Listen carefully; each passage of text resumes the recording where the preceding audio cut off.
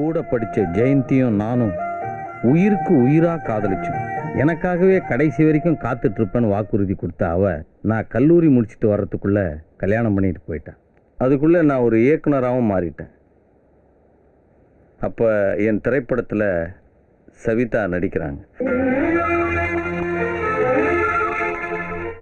13 வயசில் ஆந்திராவிலிருந்து சென்னைக்கு வந்து பல போராட்டங்களுக்கு நடுவில் தமிழ்நாட்டுடைய மிகப்பெரிய கவர்ச்சி நடிகையாக மாறிய சவிதாவுடைய அழகில், வனப்பில், வடிவத்தில் மிகைப்படுத்தாமல் நான் சொல்லணுன்னா நான் ஒரு பைத்தியம் ஆயிட்டேன்.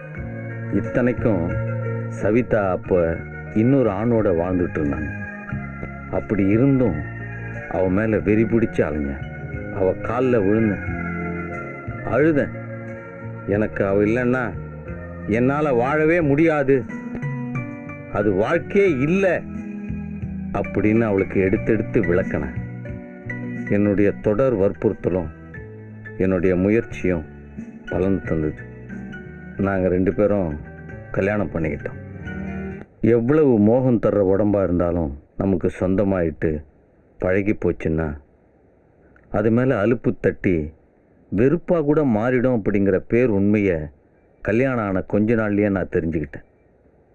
எந்த உடலை தழுவணும்னு நான் நினச்சனோ, எந்த உடம்பை எனக்கு சொந்தமாக்கிக்கணும்னு துடிச்சனோ, அந்த உடம்பு என் பக்கத்திலே கிடந்தாலும் அதை பார்க்கவே பிடிக்காத மனநிலை எனக்கு உருவாயிடுச்சு. அப்புறம்தான் புரிஞ்சுது, எனக்கு அவன் மேலே இருந்தது காதலே இல்லை, அந்த உடல் மேலே தான் எனக்கு காதல் இருந்ததுன்னு. ஆமாம், அடக்கி வச்சிருந்த காமமும் பெண் உடம்பை முழுசாக பார்க்கணுங்கிற ஏக்கமும் இயற்கையான அந்த தவிப்பும் என்னை அந்த காதலுங்கிற போதையில் உழ வச்சு அவள் வாழ்க்கையும் சீரழிச்சு என் வாழ்க்கையும் சீரழிச்சுக்கிட்டேன். கற்புடைய பெண்ணோட வாழறது தான் உண்மையான வாழ்க்கை, அவகிட்ட கிடைக்கிறது தான் உண்மையான சுகம் அப்படிங்கிற அந்த பிரச்சாரம் இப்பெல்லாம் என் காதில் உறக்க கேட்க ஆரம்பிச்சுது. கற்புடைய பெண்கிட்ட கிடைக்கிற சுகத்துக்காக நான் இப்பெல்லாம் கனவு காண ஆரம்பித்தேன். அதுவே நாங்கள் நிரந்தரமாக பிரியறதுக்கு காரணமாயிடுச்சு. நான் கனவு கண்ட மாதிரியே கற்போட ஒரு புதிய பெண் பத்மான்னு எனக்கு கிடைச்சா. அவள் ஒரு டீச்சர். எனக்கும் அவளுக்கும் 20 வயசு வித்தியாசம்.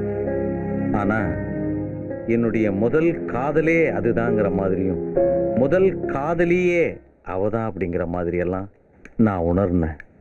நாம் உடனடியாக கல்யாணம் பண்ணிக்கணும், இல்லைன்னா நான் தற்கொலை பண்ணிப்பேன் அப்படின்னு அந்த பொண்ணு வற்புறுத்த ஆரம்பித்தா. நான் வெளிப்படையாக உடனடியாக கல்யாணம் செஞ்சுக்க முடியாததுக்கு பல காரணங்கள் இருந்துச்சு. அதனால் ரகசியமாக கல்யாணம் பண்ணிக்கிட்டோம். அந்த நேரத்தில் தான் என்னோடய படம் ஒன்று வெளிவந்தது. ஆனால் அது பெரிய தோல்வியை சந்திச்சுது. என்னுடைய காரு, வீடு, வசதி எல்லாத்தையும் ஒரே இரவில் நான் இழந்தேன். ஆனால் அந்த இழப்பெல்லாம் எனக்கு பெருசாக தெரியாமல் இருந்ததுக்கு ஒரு காரணம் இருந்தது. அவள் என் கூட இருக்கும்போது இதெல்லாம் ஒரு நஷ்டமே இல்லைன்னு நான் நினச்சிட்டு இருந்தபோது அவள் வேற ஒரு முடிவோடு என்னை பார்க்க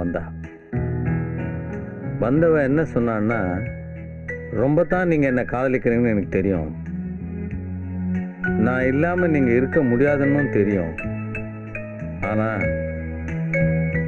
நான் நல்லா வாழணும் அப்படிங்கிறத மட்டும் நீங்கள் ரொம்ப விரும்புவீங்க,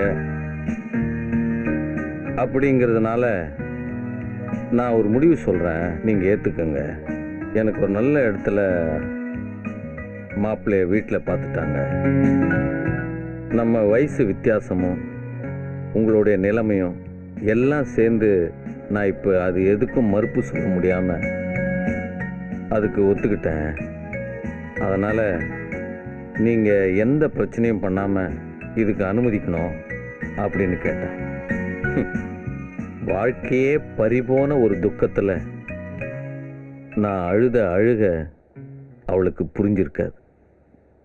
இயற்கையான மனித உயிர்களுக்கு தோன்றுகிற இந்த காமத்துக்கு நம்மோட சமூகம் சரியான முறையில் பக்குவமான முறையில் சட்டபூர்வமான வடிகால்களை அமைச்சிருந்தா இந்த மாதிரியான மிக மிக சாதாரணமான ஒரு காமத்துக்காக ஒரே ஒரு முறை வாழற என்னுடைய வாழ்க்கையை காதல்னு ஏமாந்து ஏமாந்து ஏமாந்து நான் எழுந்திருக்க மாட்டேன்.